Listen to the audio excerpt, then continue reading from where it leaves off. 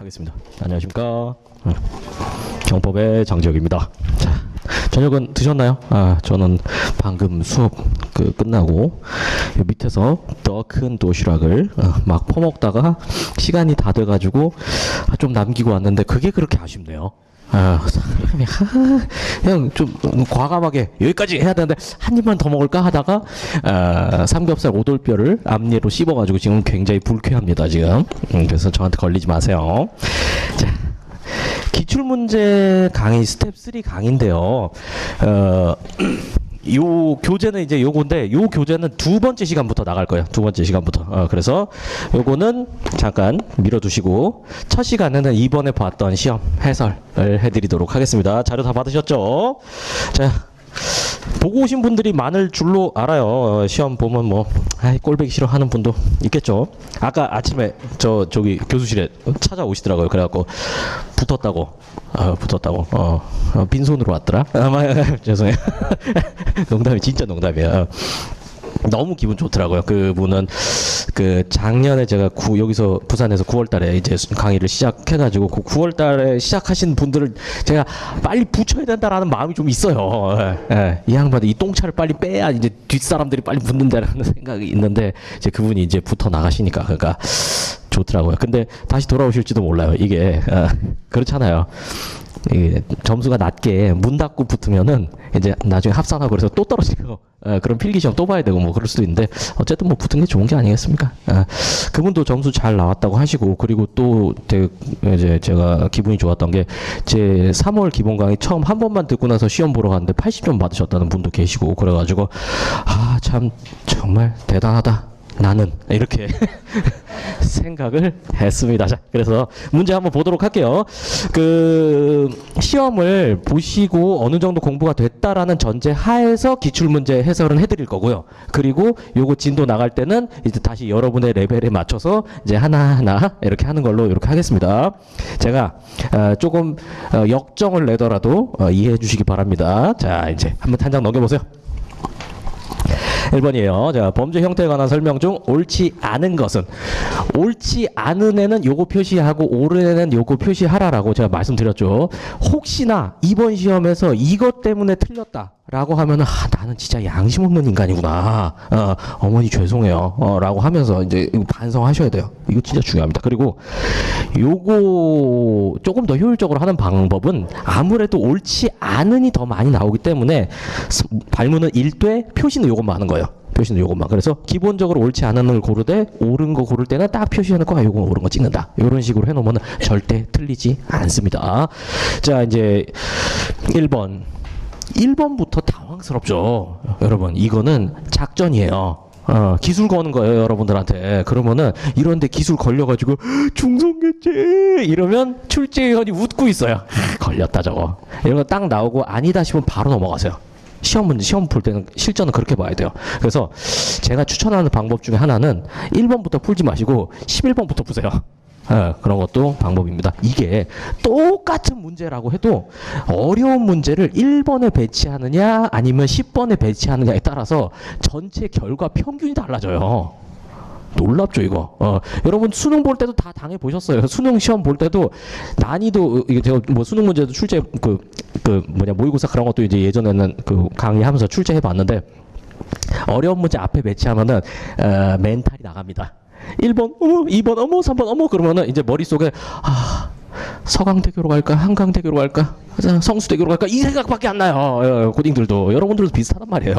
그러니까 1번 어렵다 싶으면 바로 넘어가는 거예요. 넘어가는 거. 그리고 11번부터 푸는 것도 생각해 보시고.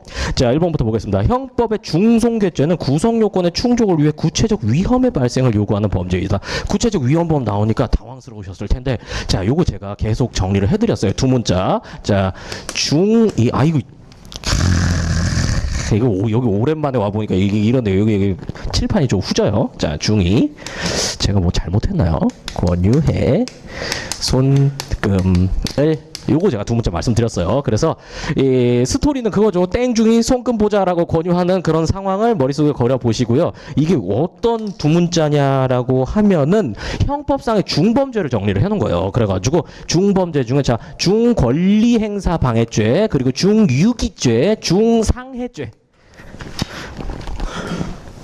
빨리 적고 대충 적은 다음에 복습할 때 하세요. 자, 그다음에 이거는 중손괴죄 그리고 중체포감금죄 이렇게 됩니다. 그래서 형법상에 중이 붙어 있는 범죄는 딱 5개밖에 없어요. 그런데 제가 왜 이렇게 나눠놨냐라고 하면은 권유해 요 놈들은 생명의 위험을 야기함으로써 중범죄가 되는 결과적 가중범이에요. 그리고 요 소는 생명 혹은 신체의 위험을 야기함으로써 성립하는 범죄입니다. 그리고 이 중체포감금은 이거는 아예 달라요. 기본 범죄 중에 가혹 마음이 급해서 가혹 행위를 함으로써 성립하는 범죄입니다. 그렇기 때문에 얘네들은 위험. 그래서 법조문에 위험이란 게 규정되어 있으면 이 범죄는 뭡니까? 침해범, 구체적 위헌범, 추상적 위헌범 중에서 구체적 위헌범이죠. 그래서 얘네들은 구체적 위헌범이에요.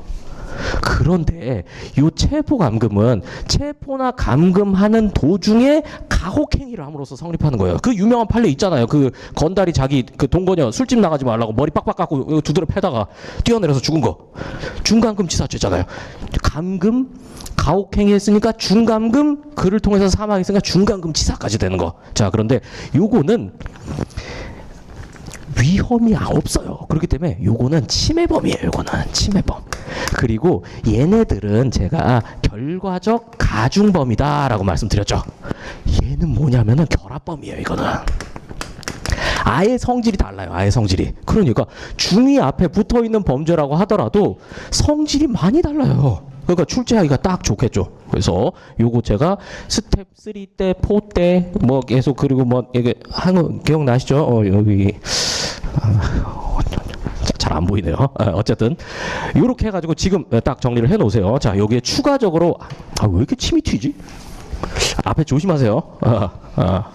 손해배상 할 수 없습니다. 자, 그래서 이제 여기에 연관 지어가지고 뭘 또 정리해 놓으시면 되냐면은 자, 두 문자 가방 폭파 되면 생명, 신체, 재산의 위험. 생명, 신체, 재산 여러분들 그냥 적으세요. 자, 이게 어떤 거냐면요. 형법상에 중자는 붙어 있지 않지만 이제 이 위험 측면에서 얘는 구성 요건상 생명의 위험을 발생시켰을 때 성립한다. 얘는 중손괴죄는 생명, 신체의 위험을 발생시켰을 때 성립한다. 근데 또 이게 하나 더 있어요. 얘네 둘 범죄들은 생명, 신체, 재산의 위험을 발생시켰을 때 성립한다라고 구성 요건에 규정이 돼 있어요. 자, 뭐냐라고 하면 첫 번째 요 가방은 뭐냐면은 가스, 전기 등 방류 공급 방해죄입니다. 그 방화죄 절에 들어가 있는 거예요. 가스, 전기 등 방류 공급 방해죄. 그리고 요거는 뭐냐? 폭발성 물건 파열죄입니다. 폭발성 물건 파열죄. 그래서 제가 두 문자 외울 땐 그거 말씀드렸죠. 여러분 등에 메고 다니는 그 거북이 등껍질 같은 등가방이 폭파되면은 여러분 생명, 신체, 재산에 다 해가 간다라는 거 그렇게 머릿속에 넣어두시고요.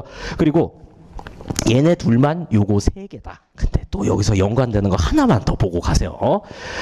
폭발 관련해서 범죄가 2개 있어요. 형법에. 폭발성 물건 파열죄가 있고 또 뭐 있는지 아세요? 아세요? 폭발 물 사용죄가 있어요. 그래서 자, 여기서 이제 비교해서 폭발물 사용죄 요거 같은 경우에는 범죄가 어떻게 규정되어 있냐면은 생명, 신체, 재산을 빨리 들어오세요. 해한 이렇게 규정이 되어 있어요. 이건 위험 발생시키는 거고 이거는 침해하는 거예요. 침해하는 거. 그러니까 이게 보시면은 여기서 문제 내기 좋겠죠. 이런 게 아주 막 좀 짜증나긴 한데 이런 게 승진 시험이나 간부 시험에 많이 나왔어요. 근데 이제 경찰 채용 시험에도 막내요. 이제 난이도가 올라가는 거예요. 그래서 그거 대비해서 준비하셔야 돼요. 요거 세트로 딱 머릿속에 넣어두세요. 아이고 힘들어라. 자 이제 2번입니다. 형법. 중감금죄는 구체적 위험의 발생을 요구하는 범죄이다. 딱 나오잖아요. 중체포감금죄는 위험이 있는 게 아니라 기본 범죄 중에 가혹행위를 함으로써 성립하는 결합범이다. 라는 거. 잠깐만. 지금 오신 분 있잖아요. 기출문제를 받으셔야 되는데 혹시 남는 거 있어요? 저 뒤에서 받으세요.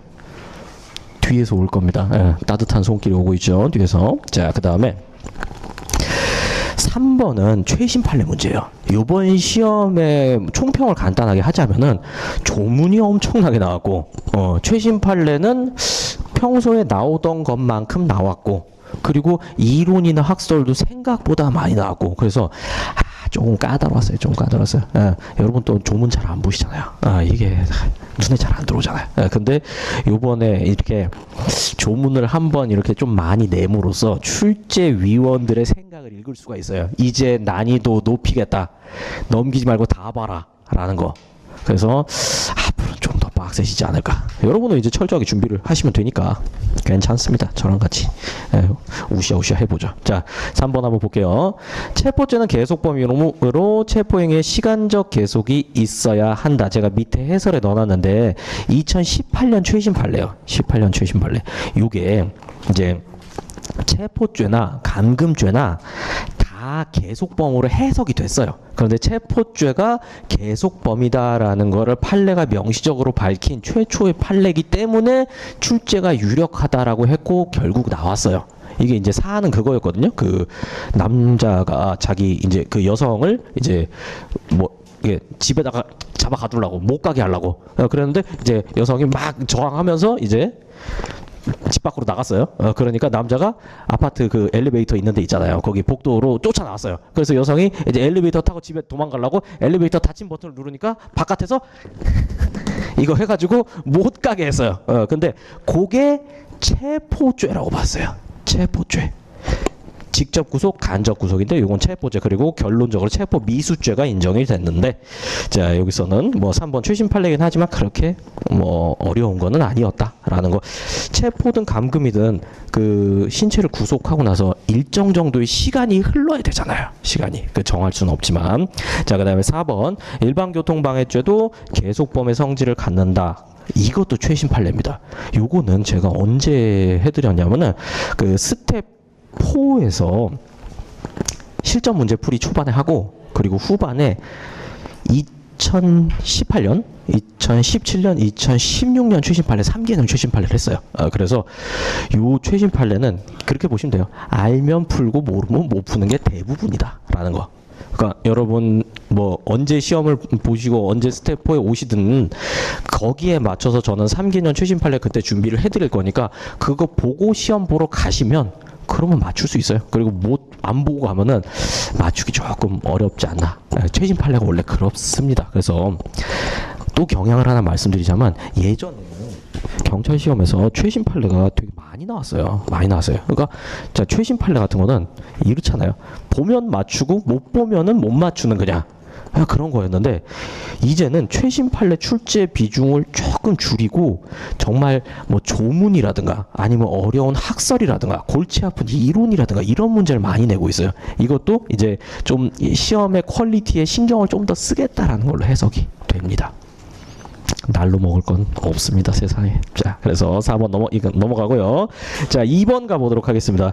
1번 선택지도 역시 조문이에요. 그래서 요거는 여러분 형법 공부하시면서 한 번도 안 보고 넘어간 조항일 수도 있어요. 형법 8조에 이런 게 있거든요.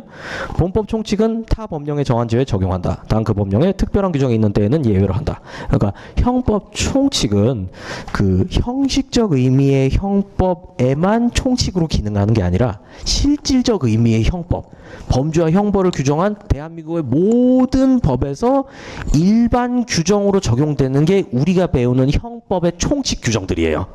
그러니까 형법의 적용 범위 이런 거 형법 총칙에 있죠. 그거는 저기 도로교통법상의 음주운전죄에서도 요 형법 총칙의 적용 범위를 거기다 갖다 적용해서 할 수 있다라는 거예요. 그렇기 때문에 이 조항은 몰랐으면 지금 알아두시면 돼요. 그 다음에 2번도 역시 조문이죠. 그래서 이거는 그냥 넘어가도록 하겠습니다. 자, 그 다음에 3번도 최신 판례예요. 3번도 17년 최신 판례. 요번에 2019년 시험을 봤잖아요.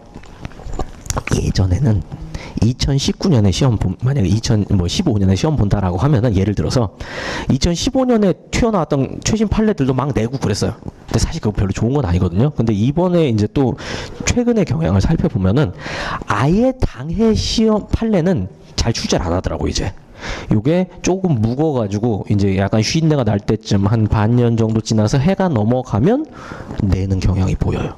올해도 그래서 2019년 최신 판례 굉장히 중요한 거 있음에도 안 나왔어요. 그리고 2018년 최신 판례가 많이 나왔고, 그리고 17년 판례도 2개 나왔고요. 그렇습니다. 그렇기 때문에 뭐 그건 그렇구나 정도만 알아두시면 돼요. 3번도 이거는 이제 나중에 뭐 지금 여기서 우리가 요거 하나하나 다루기보다는 나중에 여러분 그 최신 판례 그거 하실 때 그때 하시는 게 좋을 겁니다. 좋을 겁니다. 이거는 뭐 이제 실제 판례랑 이제 법조항 이렇게 보면서 하는 게 좋으니까 어쨌든 3번 최신 판례고 4번도 최신 판례여서 봤으면 시험 직전에 봤으면 맞출 수 있었다. 이 정도만 말씀드리고 넘어갈게요. 자, 3번으로 가보도록 하겠습니다. 3번에 1번은 이제 굉장히 오래 전에 나온 그 전원합의체 판결인데요. 그 법률상의 가중 감경을 규정한 55조 있잖아요. 각특루 법경작 해서 그 법률상의 감경. 거기서 그 벌금을 감경할 때는 다액의 2분의 1로 한다라고 법을 만들어 놨고 아직도 그 법은 그대로 있어요. 근데 그거를 1970년대에 대법원에서 야, 이 다액은 금액으로 해석하자라고 해서 벌금이 얼마부터 얼마까지라는 범위가 있잖아요. 뭐 징역도 그렇지만 얼마부터 얼마까지 하한, 상한 이렇게 있잖아요. 그런데 법에는 다액의 2분의 1을 감경한다 그래서 법은 요것만 2분의 1 감경하는 것처럼 규정돼 있지만 법원에서 야, 요 다액은 그냥 금액으로 해석하자. 이렇게 되면 어떻게 돼요? 다액, 소액, 상한, 하한 모두 감경하는 걸로 해석하자라는 의미예요. 그리고 대법원 판례가 이렇게 나오고 나서 법도 안 바꾸고 그냥 그대로 유지되고 있어요. 거의 이 판례가 법처럼 기능하고 있어요. 그렇기 때문에 요거는 제 교재에도 보면은 아예 이거는 법조항 옆에다 써놨어요. 제가 워낙 이제 그냥 그렇게 고정된 거라서 그렇게 알아두시면 되겠습니다. 자, 그 다음에 2번도 법조항 문제 그대로 나온 거예요. 뭐 별로 볼 건 없습니다. 3번은 요 굉장히 출제가 유력했던 문제예요. 집행유예가 지금까지는 징역형, 뭐 금고형 이런 데만 가능했는데 2016년에 법을 개정해가지고 500만 원 이하의 벌금을 때릴 때도 집행유예 선고할 수 있도록 법을 바꿨고 그거를 2018년부터 시행했어요. 그래서 2018년, 2019년 요때 출제가 언제 돼도 이상하지 않은 조문이었어요. 또 나올 수 있습니다. 그러니까 정확히 보도록 하세요. 요게 정답 지문이 됐었죠. 그런 다음에 자, 선고유예는 이제 그 1,000만 원 벌금형을 선고할 경우 여기서 그 벌금형에 대해서는 이게 예전 기준으로 집행유예는 못하고 선고유예는 가능했어요. 근데 지금 이제 집행유예 법이 바뀌면서 집행유예 조항에 대해서 그 500만 원 이하의 벌금에 대해서는 집행유예가 가능합니다. 근데 선고유예는 금액 제한이 없어요. 그 밑에 해설 4번 보세요. 59조. 이랑 1년 이하의 징역이나 금고, 자격정지 또는 벌금의 형을 선고할 경우. 그러니까 보세요. 이 1년 이하가 어디까지 수식한다고 볼 수 있어요? 자격정지, 징역, 금고, 자격정지 여기까지. 그런데 벌금은 제한이 없잖아요. 그렇기 때문에 벌금은 엄청 다액이다 하더라도 선고유예를 해줄 수가 있는 거예요. 법조항 상으로는. 그래서 이런 것도 이제 문제로 나올 만하고 나와 버렸네요. 자, 그 다음에 4번입니다. 4번 맞추신 분 있나요? 4번? 실전 시험 볼 때 맞추셨어요? 맞추셨어요? 4번 같은 경우에 시험 기술상으로는 버려야 되는 문제예요. 버려야 되는 거. 요거 보고 자 1번 봤는데 쭉 읽어보니까 양해가 없음에도 불구하고 여기서 흑 하고 더 이상 볼 필요도 없이 선택지에 별표를 쳐야죠. 그 다음에 2번 뭐 법정 어렵지 않고요. 3번 그 캐디언이 다치게 한 거 요거 뭐 결론 아시죠? 근데 4번 소극적 구성 욕구 요소 이론 나오면은 풀라고 하지 마시고 별표 치고 넘어가세요. 이런 거는 평소에는 계속 준비를 하시지만 실전 시험 가서는 아무리 여러분이 준비를 많이 하셨다 그래도 처음 볼 때는 별표 치고 넘어가는 게 나아요. 그리고 그래서 이거는 1번이랑 4번이 학설 문제잖아요. 여러분들이 2번, 3번 풀었다고 하더라도 이거 답이 안 나와요, 이 문제는. 그럼 이런 거는 넘어가고 이거의 정답을 찾는 시간에 형법의 다른 문제 아니면은 다른 과목의 다른 문제에 에너지를 쏟는 게 훨씬 나아요. 이런 문제를 집어 넣을 수밖에 없죠. 형법 죄다 100점 맞아버리면 안 되니까. 근데 이제 여러분들은 그런 걸 현명하게 피해 가가지고 내가 시간을 들이면 맞출 수 있는 문제를 빨리 소팅해가지고 거기다 에너지를 들여야죠. 뭔지 아시겠죠? 이게 시험 기술이에요. 멍청하게 1번부터 풀면은 1번에서 어려운 문제 뻑 하면 띵 해가지고 2번부터 초점 흐려지고 3번, 4번 하면 벌써 눈앞이 흐려져요. 왜? 눈물이 앞을 가려서. 그러니까 기민하게 하셔야 돼요. 시험 때. 그래서 연습도 많이 하셔야 되고요. 실전 연습. 자, 한번 요거는 이제 이렇게 설명을 드리도록 하겠습니다. 선지 1번. 양해 요거까지는 뭔지 아시죠? 그 또 양해는 구성 요건 해당성을 조각하는 거고 그리고 피해자의 승낙은 위법성을 조각하는 거다. 그런데 자, 요것도 위법성 조각이랑 똑같이 생각하셔도 돼요. 똑같이. 제가 강의 때 늘 이제 그렸던 거를 말씀을 드릴게요. 되게 안 보이네요, 이거. 큰일 났네. 이거 끄면 좀 잘 보이겠죠? 이거. 끌게요. 잘 보여요? 여기? 안 보이죠? 아.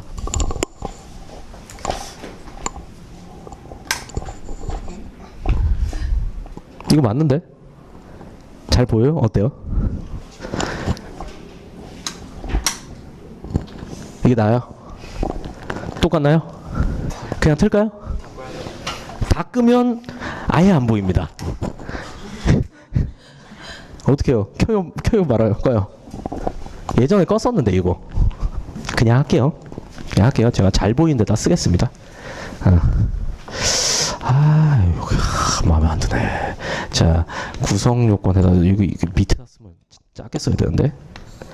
자, 구성 요건 위법성 책임을 검토를 할 때 구성 요건도 객관적인 구성 요건, 주관적인 구성 요건이 있고요. 객관적인 구성 요건을 충족한다라고 하면은 객관적인 불법성이 발생하고 주관적인 구성 요건 충족하면 주관적인 불법성이 일단 발생하는 겁니다. 그래서 위법성 단계로 넘어오면은 이제 위법성은 두 가지 측면으로 아예 이렇게 보세요. 자, 일단 요거 두 개 충족하면은 위법성은 추정되는 겁니다. 있는 걸로 추정되는 거예요. 근데 확정시키려면 위법성, 조각, 사유 요거를 보시면 돼요. 그리고 요 위법성, 조각, 사유는 객관적, 주관적 똑같이 객관적, 정당화, 상황 그리고 주관적, 정당화, 의사 이렇게 두 가지 측면으로 보죠. 그래서 객관적, 정당화 상황이 충족되면 여기서 발생한 객관적 불법성이 중화되는 거예요. 요렇게 중화시키는 거예요. 없는 걸로.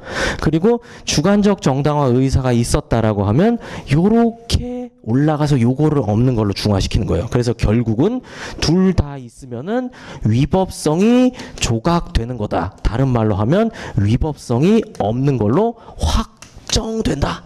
라는 거죠. 그런 다음에 자 이제 요 옆에 연결지를 한번 보겠습니다. 상황에 따라서 이건 있는데 이건 없을 수도 있고 이거 없는데 이거 있을 수도 있고 이거 없고 죄송합니다. 이거 없을 수도 있고 그렇죠. 그래서 자, 객관적 정당화 상황도 없고 주관적 정당화 의사도 없다라고 하면은 이것도 당연히 뭐 위법성 조각 안 되는 거죠. 자, 그러면 이제 제가 요거를 좀 머릿속에 넣기 쉽게 설명드린 게 이제 이거예요. 자, 위법성 조각돼서 위법성이 없는 걸로 확정되면 요거는 아무래도 무죄 쪽이죠. 그리고 위법성 조각이 안 되면은 요거는 유죄 쪽이죠. 고의 기수가 성립할 가능성이 높아요. 그러면 이제 이거는 있는데 이거는 없거나 이거 없는데 이거 있으면은 얘보다는 조금 더 나쁘지만 얘보다는 조금 덜 나쁘잖아요. 덜 나쁘잖아요. 그래가지고 요런 상황, 자, 위법성 조각에서 객관적 정당한 상황이 있는데 강도가 쳐들어오는 상황은 맞는데 나는 강도가 아니라 에라이 와이프 죽어라 그러면서 때렸다 라고 하면 요런 걸 무슨 방위라 그래요? 우연방위라 그러잖아요. 그리고 객관적 정당한 상황 없는데 나는 정당방위 의사로 행동했다라고 하면 이거는 오상방위라 그러죠. 제가 요거 할 때 늘 말씀드린 게 결론을 외워놔라라는 거예요. 결론은 우연방위 같은 경우는 결국은 불능미수를 인정하는 게 통설이에요. 불능미수설. 그리고 오상방위는 고의 조각되고 과실범설 요게 통설입니다. 명칭은 법효과 제한적 책임설이라고 이야기하지만 결국 결론은 이거예요. 자, 보세요. 이거는 고의 기수고 이건 무죄죠. 근데 이거는 중간 어딘가로 인정하고자 하는 거예요. 고의 기수가 아니라 미수, 고의범이 아니라 과실범, 이렇게. 그래서 요거 그림은 아예 외워두세요. 외워두세요. 여기서도 쓸 수 있어요. 자, 이제 요거 베이스로 깔아놓고 4번에 1번 보겠습니다. 자, 위법성 조각하는 피해자의 승낙과 구성요건 해당성을 조각하는 양해를 구별하는 입장에 따르면, 자, 양해, 여기 앞에는 요거는 다 헷갈리게 만드는 거예요. 양해도 정당방위랑 똑같이 생각하시면 돼요. 피해자의 승낙하고 똑같이 생각하세요. 그냥 위법성 조각 사유라고 생각해 보세요. 자, 그러면은 양해가 없음에도 불구하고 있다고 생각한 경우, 이거 보세요. 이거예요, 이거예요. 양해가 있다라고 착각했으니까 실제로는 양해가 없는 거죠.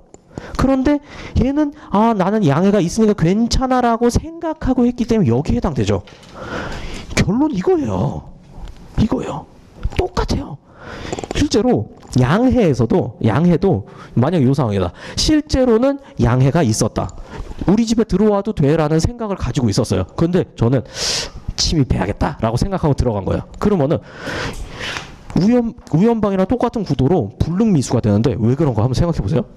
저는 주거 침입의 고의를 갖고 집에 들어갔지만 집주인은 나를 웰컴이라고 반기는 상황이었으니까 제가 생각한 주거 침입이라는 범죄는 달성할 수가 없죠, 애초에.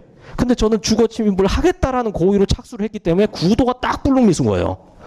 근데 이렇게 이론적으로 접근하면 골이 아프죠. 그러니까 이거는 외우세요. 가치가 굉장히 있습니다. 똑같아요. 자, 이제 해설 한번 볼게요. 뒷장에 보시면 해설 있는데 1번 한번 읽어보세요. 해설 1번.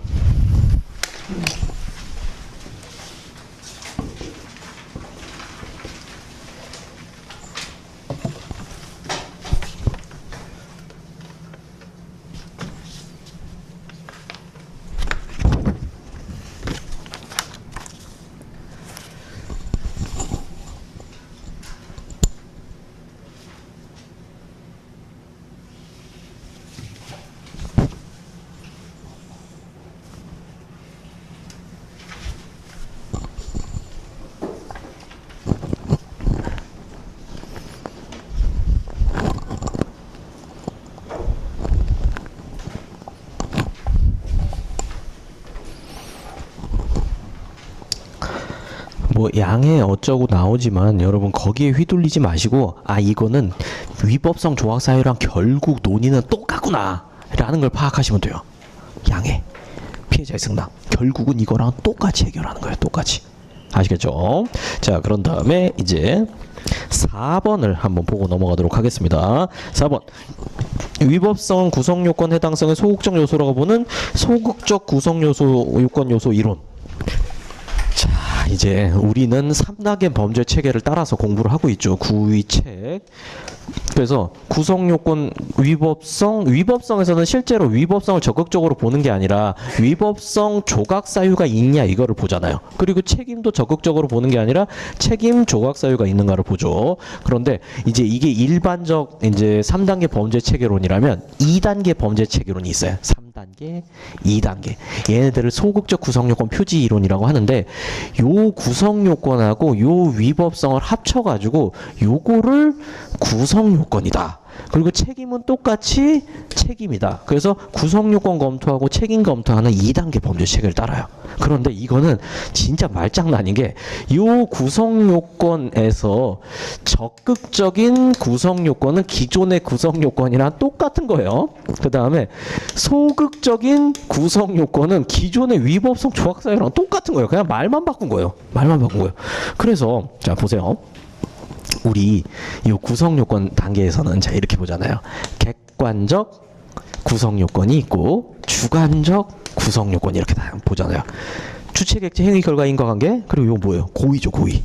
이 고의는 객관적 구성요건 요소에 대한 인식과 의사, 그걸 말하죠. 똑같아요, 여기도. 적극적 구성요건에서도 객관적, 주관적 이렇게 돼요. 그 다음에 소극적 구성요건도 객관적, 주관적 이렇게 돼요. 똑같아요. 요거 위법성 조각사유 객정, 주정, 의사 요거 본 것처럼 똑같은 거예요. 그냥 말장난만 하는 거예요. 말장난만. 그렇게 되면은 자 이제 여기서는 이렇게 되는 거예요.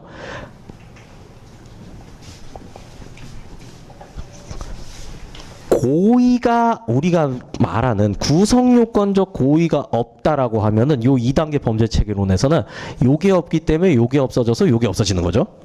됐죠? 그런 다음에 요 위법성 조각 사유에 대한 인식이 없다라고 하면은 요게 없으니까 요게 없어지고 요게 없어지는 거죠. 그러니까 요 2단계 범죄 체계론에서는 우리가 말하는 구성요건적 고의와 주관적 정당화 의사, 이게 두 개 다 요 구성요건의 주관적인 요소들이에요. 이게 없어도 이게 날아가고 이게 없어도 이게 날아가는 거예요. 요거는 우리가 알고 있는 요거랑 똑같은 거예요. 요 고의랑. 그 다음에 요거는 결국 요거 말하는 거예요. 요거 주관적 정당에서 위법성 조각사의 주관적 요소 되죠. 그래서 요게 없어도 요게 없고 요게 없어도 요게 없다. 자 이제 돌아오겠습니다. 교재로. 위법성 조각사유의 전제 사실의 착오, 요것도 자 이거는 이제 해설이랑 같이 한번 볼게요.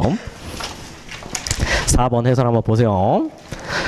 자, 소극적 구성요건 표지 1호는 위법성 조각사유를 소극적 구성요건 요소로 보아 위법성 조각사유의 부존재도 인식해야 고의가 성립한다는 입장으로 사선으로 끊으세요. 여기까지 제가 지금 말씀드린 겁니다. 자, 그 다음에 사실의 인식이 없는 경우, 이거는 이게 없는 경우죠. 이게 없는 경우. 그리고 위법성의 인식이 없는 경우는 요거 없는 경우를 말하는 거예요. 요거 없는 경우. 위법성의 인식이 없거나 아니면 위법성 조각 사유에 대한 인식이 없거나 어쨌든 그거 다 위법성 인식이 없는 경우니까.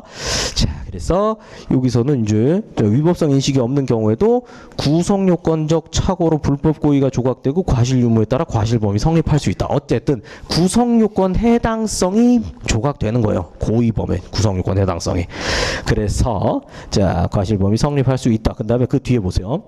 이 위법성 조각사유의 전제 사실의 착오는 역사적으로 그 다른 위법성의 착오와 별개의 요소다라고 분리해서 생각하지 않다가 역사적으로 볼 때 고전적 범죄 체계론, 그 다음에 신고전적, 그 다음에 목적적, 그리고 합일태적 이렇게 왔잖아요.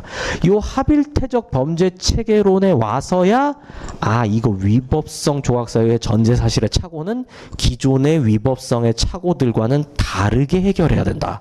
그러면서 뭐 책임 고의 같은 것도 만들고 유추적용설, 법효과 제한적 책임설이 그때 나오게 된 거예요. 그렇기 때문에 그 이전 학설인 소극적 구성요건 표지 이론은 위법성 조각사유의 전제 사실의 착오를 다른 위법성 인식이 없는 경우랑 똑같이 규율하는 거예요. 똑같이. 여기까지 말씀드리도록 하겠습니다. 위법성, 그러니까 결론적으로 말하자면은 이제 우리가 제가 스텝 2 강의 같은 데서도 요 위전 착오를 계속 설명드리고 하긴 하지만 여러분 실전 시험에 가서는 일단은 넘어가는 게 현명하다라는 말씀을 뒤로 한 채 넘어가겠습니다. 자, 5번 갈게요. 여기서 조금 효율적으로 정답 지문 중심으로 한번 보도록 하겠습니다. 자, 5번의 정답은 3번인데요. 파업은 그 자체로 부작위가 아니라 자기적 행위다. 와, 이 문제는 조금 어려웠어요. 이게 뭐냐면은 그 예전에는 파업을 그 노동자들이 파업하는 거 있잖아요. 그거를 무조건 업무방해죄의 위력으로 봤어요. 무조건 업무방해죄 위력. 그런데 전원합의체 판결을 열어가지고 판례를 이렇게 바꾼 거예요. 판례의 다수 의견이 파업은 자체로 자기적인 행위이다. 근데 아니야. 파업은 해설 볼게요. 해설. 아유, 제가 말이 꼬이네요. 자, 동그라미 3번 한번 보세요. 자, 2007도 482 전원합의체 판결의 다수 의견은 폭력적인 수단이 동원되지 않은 채 단순히 근로자가 사업장에 출근하지 않음으로써 근로 제공을 하지 않는 소극적인 근로 제공 중단. 단순 파업이라고 하더라도 파업은 그 자체로 부작위가 아니라 자기적 행위라고 보았다. 이거예요. 그래서 자기적 행위고 위력 행사니까 업무방해죄로 처벌할 수 있다. 이렇게 이론을 내세운 거예요. 그런데 소수 의견은 이렇게 봤어요. 파업도 으쌰으쌰 액션하고 때려 부수고 불지르면 자귀지만 아무것도 안 하고 가만히 있고 일 안 하는 건 그거는 부작위 아니냐. 그리고 그 부작위는 이걸 왜 자귀 부작위로 구성했냐면 부작위를 처벌하려면 무슨 의무가 인정돼야 돼요?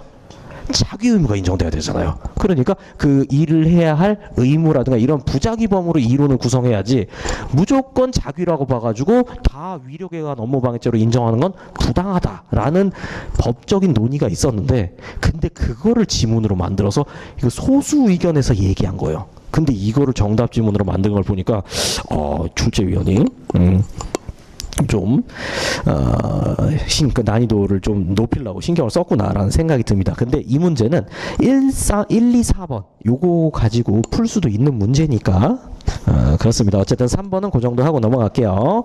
자, 6번 보도록 하겠습니다. 불능범 예비죄인데요. 자, 2019년 최신 판례에서 불능범하고 불능미수 관련한 굉장히 중요한 판례가 나왔으니까 이거는 분명히 시험에 나올 겁니다. 한 5년 정도는 유효한 떡밥이니까 어느 시점이든 반드시 최신 판례 정확히 보고 가셔야 돼요. 시험 보시러 가실 때. 자, 정답 지문 3번만 보면요. 예비죄에 대해서 방조범 인정 안 되죠. 예비의 방조는 불가버리죠. 예비의 교사는 뭡니까? 교사를 했는데 정범이 실행착수에 이르지 아니한 거죠. 그러면 교사한 놈만 따로 처벌하는 규정이 31조 3항의 규정이 되어 있죠. 그 다음에 예비의 공동정범은 법조항은 따로 없는데 판례가 인정해요. 예비죄의 공동정범 인정합니다. 그래서 결론적으로 예비죄의 공동정범은 판례가 인정하고요. 예비죄의 교사범은 법조항이 따로 마련되어 있고요. 예비죄의 방조범은 판례도 인정하다고 법조항도 없어요. 그래서 불가벌이에요. 이렇게 정리하시면 되겠습니다. 자, 7번으로 넘어갈게요. 결과적 가중범입니다. 정답 지문은 1번이에요. 친구를 살해할 의도로 친구가 살고 있는 집에 방화하여 그를 사망에 이르게 했다. 요거는 이제 현주 건조물 방화 치사죄 죄수 관련한 문제는 맨날 나오잖아요. 맨날 나와. 그래서 보통살인죄는 요것만 인정되고 존속살해죄는 상경, 그 다음에 강도살인죄도 상경. 요거잖아요. 요거 딱 결론 알고 요거 7번 딱 풀면 넘어가야죠. 여기서 제가 당부드리고 싶은 거는 그겁니다. 여러분 시험 보러 만약에 가셨다라고 하면 요 7번 푼 거 기억나시죠? 7번에 1번 정답으로 딱 찍고 이 지문 2, 3, 4번을 봤냐 안 봤냐? 보셨어요 안 보셨어요? 봤어요? 봤어요? 이래서 안 되는 기라. 보면 안 돼요. 1번 정답이다 그러면 딱 찍고 넘어가야 돼요. 그거 2번, 3번, 4번 보는 동안 여러분의 소중한 점수가 녹아내리고 있어요. 제한된 시간을 효율적으로 사용해야 돼요. 절대 보면 안 돼요. 절대. 그래서 제가 스텝 5에서 그 얘기도 해드렸어요. 이런 거 나오면은 뭐 세모 치고 별표 치고 뭐 하고 뭐 어떻게 뭐까지 말씀드렸던 거 이번에 또 말씀드릴게요. 이제 그 과정 시작하면은. 자, 일단 넘어가겠습니다. 8번도 보면요. 아유 좀 뭐 어려운 문제는 아닌데 까다롭긴 해요. 1번은 이론 문제, 2번은 최신 판례, 3번, 4번은 조문 문제. 그러니까 우리가 기대한 일반적인 판례는 안 나와요. 안 나와. 자, 1번 보겠습니다. 긴급 피난의 본질을 위법성 조각 사유라고 볼 경우 뭐 다 이렇게 보는데요. 뭐 위법성 조각 사유로 보는 게 다수설이니까 별로 요 앞에는 흔들리실 필요 없고요. 자, 긴급 피난 행위에 대해 정당방위는 인정되지 않아요. 왜냐하면 긴급 피난 행위는 위법성이 조각되는 행위죠. 구위 책 중에서 위법성이 조각되는 행위죠. 근데 정당방위가 인정되려면 현재의 부당한 침해여야 돼요. 부당한 침해에 대해서만 정당방위를 할 수가 있는데, 부당한 침해가 왔을 때 정당방위를 할 수 있는데, 이 침해가 위법성이 조각돼 버린다라고 하면 부당한 침해가 아니잖아요. 그러면 정당방위를 할 수가 없다고요. 이 대응행위가 정당방위로 인정되지는 않아요. 그런데 긴급피난은 부당한 침해에 대해서 하는 게 아니라 위난에 대해서 하는 거잖아요. 그렇기 때문에 긴급피난은 이 자신에 대한 침해의 정당 부당을 묻지를 않습니다. 그래서 긴급피난 행위에 대해서는 긴급피난은 가능해요. 근데 긴급피난 행위나 정당방위 행위에 대해서 다시 정당방위를 할 수는 없다라는 거. 제가 밑에 법조항도 써놨습니다. 자, 그 다음에 뭐 2번, 3번 좀 신중하게 보세요. 요 야간 과잉 방위 있잖아요. 야간 과잉 방위, 야간 과잉 피난은 있는데 야간 과잉 자구 행위는 법에 규정이 안 돼 있어요. 그래서 보시고, 역시 제 교과서에도 다 써놨습니다. 저 여기 해설 이렇게 보시면은 제가 그거 다 달아놨잖아요. 그 단권화 형법 P91, 뭐 에스포 실전 문풀 2018 형법 중요 판례 단권화 형법 P95. 그래서 우리가 기본서 그러니까 기본적으로 여기 지문 중에서 그 기본서에 정확히 딱 안 들어가 있는 거는 전체 지문 중에서 2개밖에 없어요. 2개. 근데 그 중에서 하나는 안타깝게 편집상의 오류로 빠진 거예요. 그래서 제가 기본 강의할 때 적어드려요, 그거. 적어드려요. 그리고 하나는 판례는 들어있는데 딱 그 문구가 안 들어가 있어요. 아까 파업 그 자기적 요소다. 그 소수의견 입장이고 그래가지고 그것까지 놓을 생각은 안 했는데 그냥 안 넣는 게 나을 것 같습니다. 그런 거는 이렇게 문제에서 뭐 보완하면 돼요. 그래서 어쨌든 얇은 기본서지만 다 들어있다라는 거 다시 한번 자랑을 하면서 자 갈게요. 어이씨 9번 이거 쉬었다 해야겠는데요. 큰일 났네.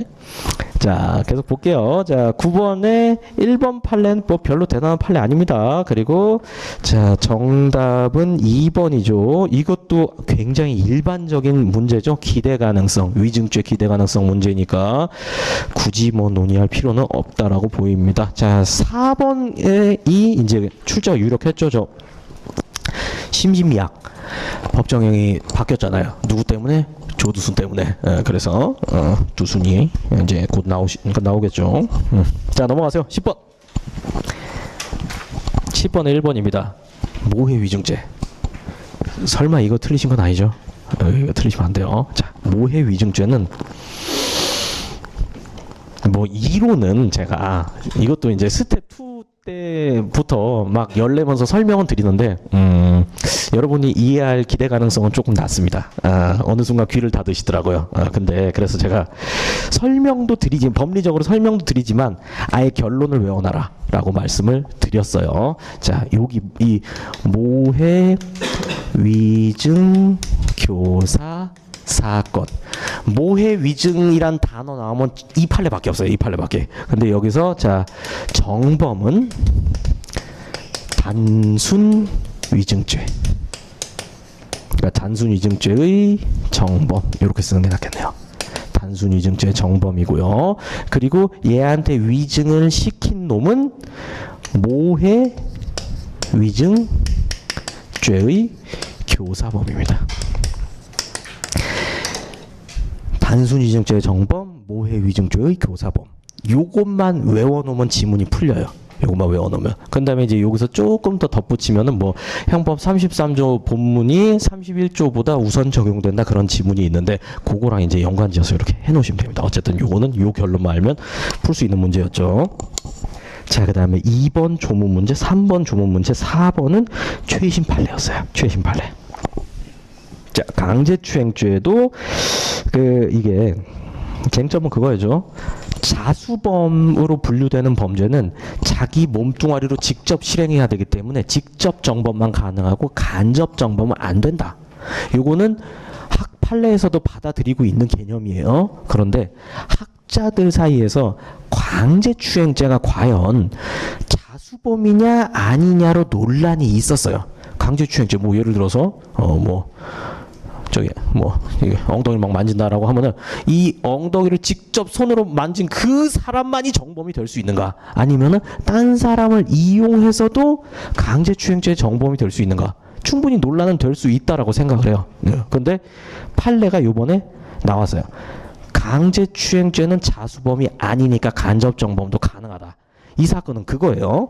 자, 피해자를 강압해가지고 그 어린 여자애한테 협박하고 속이고 그래가지고 네가 자위하는 사진을 동영상을 네가 찍어갖고 나한테 찍어보내라 라고 했어요. 그러니까 피해자를 이용한 간접정범 구도예요. 네 코를 네가 잘라라 아니면 7세 3세 또 둘 다 피해자를 이용한 간접정범이잖아요. 피해자를 이용해서 피해자를 침해한 거. 그것처럼 요것도 피해자를 이용해서 피해자를 침해한 간접정범인데 강제추행죄 판례가 나왔고 요거 굉장히 중요합니다. 자, 그 다음에 이제 11번입니다. 1번 영교록과에 의한 상상적 경합 판례죠. 그래서 요거는 그 수뢰우 부정처사죄 이거 나오면은 이걸 수 있겠구나라고 하면서 결국은 죄다 상경으로 처리한다. 이게 결론이죠. 그거만 아시면 됩니다. 자, 그리고 11번에 4번 한번 보세요. 사기죄하고 배임죄의 죄수 관계 관련해 가지고 제가 좀 스텝 3부터 하고 2, 3, 4 계속 강조를 많이 드렸어요. 사기죄, 배임죄, 상경이 인정되기도 하고 실경이 인정되기도 하고 둘 중에 하나만 인정되기도 하고 최근에 비양립적 관계 이 판례 나와가지고 제가 저랑 그 후반 강의 하셨던 분들은 기억나셔야 돼요. 근데 요거 출제된 걸 보니까 그 비양립적 관계 판례도 이제 곧 나올 겁니다. 곧 나올 거예요. 그래서 여러분도 준비하시면 이게 지금 이렇게 후루룩 할 성질의 것이 아니기 때문에 요런 거에 사기죄와 배임죄의 죄수 관계 이거는 제 기본서에도 있는데 기본서에는 안타깝게도 변경된 판례 내용이 반영이 안 돼 있어요. 제 기본서 출간하고 나서 판례가 바뀌었기 때문에. 그래서 제가 요 스텝 2 교재에는 그거를 반영해 놨으니까 나중에 뭐 그런 거 공부하실 때 한번 참고해 보시고요. 자, 이제 다음 장으로 넘어가서 친족상도례입니다. 친족상도례 정답 2번인데요. 이건 뭐 문제 없죠? 이게 누구와 친족 관계가 있어야 되는가? 이것만 외우시면 돼요. 그렇죠. 사기죄 외에는 모두와 친족 관계 있어야 한다. 왜 사기죄는 왜일까요? 사기죄는 그 소송 사기, 법원을 피기망자로 해서 그 재산상 피해자의 재산을 털어내는 삼각 사기가 가능하기 때문에 법원과는 이 친족 관계를 맺을 수가 없지 않습니까? 그래서 사기죄에는 모두와 친족 관계가 있어야 친족 상도례가 적용된다라는 거. 자, 그거 아시면 문제 풀 수 있었죠. 자, 넘어가겠습니다. 13번. 13번도 자 1번, 2번은 뭐 아주 굉장히 일반적인 그런 판례고요. 3번 같은 경우에 부동산 강제집행 효용 침해죄에서 있는 판례는 요거 하나밖에 없어요. 근데 이제 그 교재 출간하다가 그게 누락돼가지고 제가 기본 강의 때 늘 적어드리는데 이거를 요거 혹시나 요거 모르셨다면 요거 그 여러분 교재에다가 추가해 놓으시기 바랄게요. 자, 그리고 4번은 이제 최신 판례 문제기는 한데 자 요거는 그렇습니다. 공지방 단순 공지방하고 그 다음에 위계 공지방이 있죠. 요거는 자 직무 집행하는 공무원한테 폭행, 협박을 가하면 성립하는 거죠. 그리고 여기 이 위계 공지방은 위계로서 공무원의 직무 집행을 방해한 데에는 이렇게 규정이 돼 있잖아요. 그래가지고 이것도 늘 나오는 문제인데 제일 많이 나오는 게 이거예요. 공무집행 방해죄의 고의는 방해할 의사를 필요로 하지 아니한다. 기억나시죠? 방해가 구성요건 해당 객관적 구성요건에 규정이 안 돼 있으니까 방해에 대해서 인식할 필요 없죠. 근데 위계공직방은 방해가 구성요건에 규정이 돼 있으니까 위계공직방의 고의가 인정되려면 방해도 인식 의사가 있어야 돼요. 법조항 때문에 그런 거예요. 이것도 똑같은 얘기예요. 똑같은 얘기. 공직방은 단순 공직방은 구성요건상 방해 없잖아요. 그러니까 방해 안 돼도 되죠. 그런데 위계공직방은 방해 있잖아요. 그래서 방해가 돼야 돼요. 얘는 실제로 방해 발생해야 돼요. 다 법조항에서 나온 문제다라는 거. 자, 그 다음에 14번 가보도록 하겠습니다. 14번은 뭐 대단한 쟁점은 없습니다. 그래서 이거는 넘어가도록 할게요.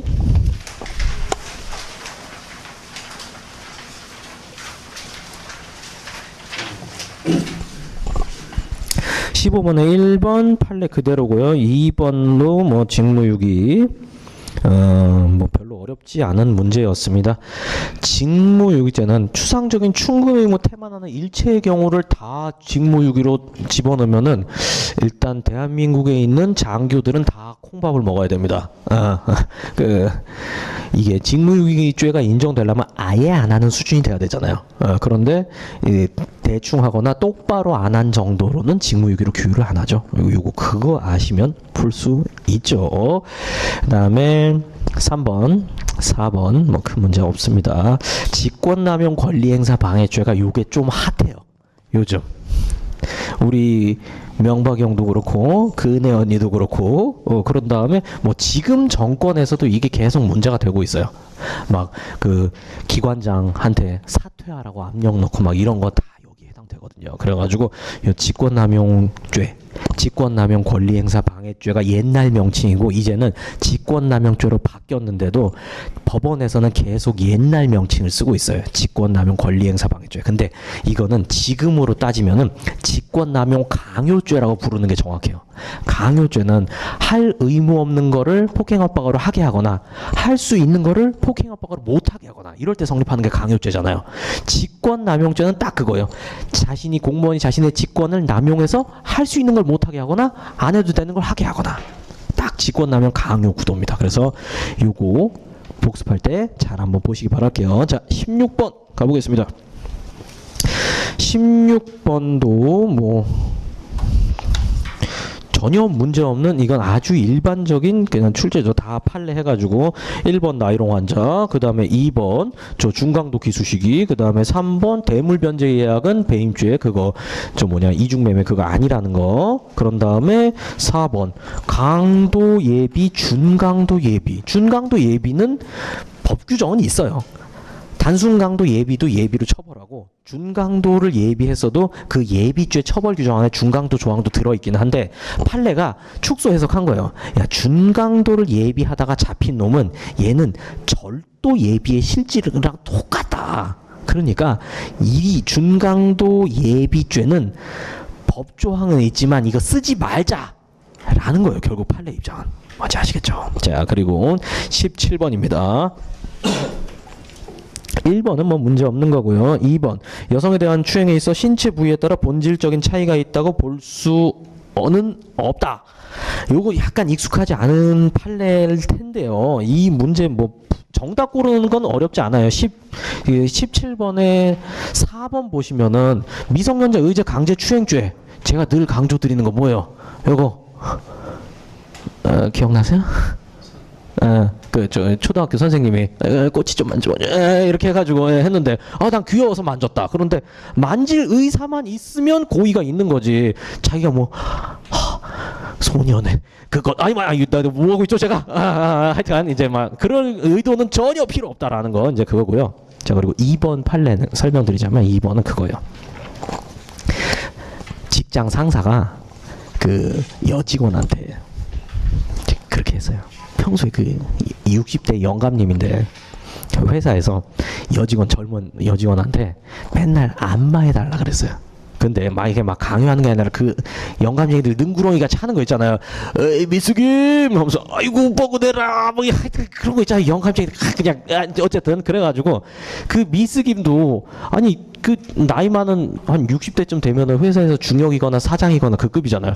안 따를 수가 없다고요. 거기서 이 더러운 영감쟁이야. 그러면 자기 직장 잃는단 말이에요. 그래갖고 뭐 어쩔 수 없이 좀 가끔 안마해주고 있었어요. 안마해주고 있었어요. 그런데 얼마나 짜증 났겠습니까? 뭐시 안마를 시켜. 안마기를 사든가 바디 프렌드 추성원을 부르든가 새끼가 하여튼간. 근데 어느 날 안마를 막 이렇게 해주는데 이제 뭐 좀 뭐 하기 싫고 뭐 열심히 했겠어요. 그러니까 이 영감쟁이가 에이 안마는 그렇게 하는 게 아니지 미쓰기 만져봐. 그러면서 뒤에서 어깨를 막 주무른 거예요. 그래서 이 여성이 고소했어요. 그래서 성폭법상 위력에 의한 강제추행죄 유죄로 인정된 사안이에요. 그럴 때 그 판례에서 이게 나왔어요. 그러니까 좀 그냥 적나라하게 말할게요. 엉덩이나 어깨나 똑같다. 추행 성립하기 위해서는 그렇습니다. 넘어가세요.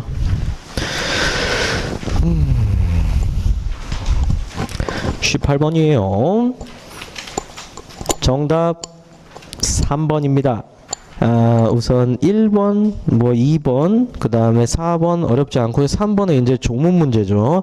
형을 감경 또는 면제한다라는 거. 요거 제가 그 계속 강조 드리는 게 형 감경 면제에 대해서는 정확히 암기를 해둬야 된다라고 늘 말씀을 드리죠. 그래가지고 여기 지금 적으면 시간이 좀 오래 걸리니까 말만 드릴게요. 자수 관련해서 각 칙상 규정된 자수는 필요적 감면이에요. 그리고 총칙상 규정된 자수는 임의적 감면이에요. 그 다음에 각 칙상 규정된 자수는 저거죠. 내외 사방 가스통 폭발 위허무 요걸로 외우라고 제가 말씀드렸어요. 그래가지고 그거 정리해 두시면 이게 위증죄니까 감경 면제 이렇게 딱 정리하시면 되겠습니다. 그건 제가 요런 감경 면제 요거는 제가 기본 강의에서도 해드리고 그리고 여기 스텝 3에서도 문제 나오면은 제가 그런 건 다 해드릴 거예요. 이번 스텝 3 강의에서는 제가 스텝 1하고 스텝 2에서는 그 미수범 뭐 예비 뭐 처벌 규정 그런 건 다 뺐어요. 다. 그럼 그때 해봤자 소용없어요. 근데 이제 스텝 3부터는 이제 그거 머릿속에 넣어야 돼요. 그런 암기사항도 우리 문제 풀면서 쭉쭉 할 겁니다. 자, 어쨌든 돌아오셔서 이제 19번이에요. 아유, 힘드시죠? 좀만 힘내세요. 자, 19번의 정답은 2번입니다. 너무, 이런 문제 보면 너무 기분 나쁘지 않으세요? 이딴 문제를 나한테 내. 얼굴만 들이민 사건 아시죠? 그래갖고, 이런 거 보면 뭐 넘어가야죠. 근데 이제 여기서도 또 이제 중요한 게 그거예요. 여러분이 1번, 2번, 3번, 4번 거기서 에너지를 너무 많이 소모하면은 19번 이렇게 꿀 문제를 아예 볼 시간 자체가 없어요. 그렇기 때문에 실전에서는 정답 나왔다 싶으면 넘어가야 돼요. 다음 문제로. 그리고 척 보고 모르겠다 싶으면은 이거는 저를 위한 문제가 아니군요. 맞추세요 많이. 그러면서 넘어가야 돼요. 그 연습도 많이 해봐요 우리. 자, 그다음에 이제 나머지 판례도 뭐 문제 없는 거고요. 뭐 초원복집 사건이나 위요지 얘기고 20번 마지막입니다. 자, 1번이 정답인데 요것도 작물의 동일성 문제죠. 그러니까 시계를 훔쳐가지고 시계를 그대로 주면 알고 받으면 작물죄 성립하고 시계를 훔쳐가지고 중고나라에 팔아갖고 돈으로 바꾼 다음에 주면은 작물의 동일성이 상실돼서 작물 취득자가 아닌데 돈을 훔쳐가지고 계좌에 은행에 넣었다가 빼서 돈을 주면은 현금의 가치적 동일성이 유지되기 때문에 작물의 동일성이 인정된다. 요 아주 기본적인 판례죠. 그래서 정답 1번이고 나머지 2번, 3번, 4번도 뭐 대단한 지문은 아닙니다. 자, 그래서 요 2019년 채용시험 해설은 여기까지 하도록 하겠습니다. 우리 조금 쉬었다가 진도 나가보도록 할게요.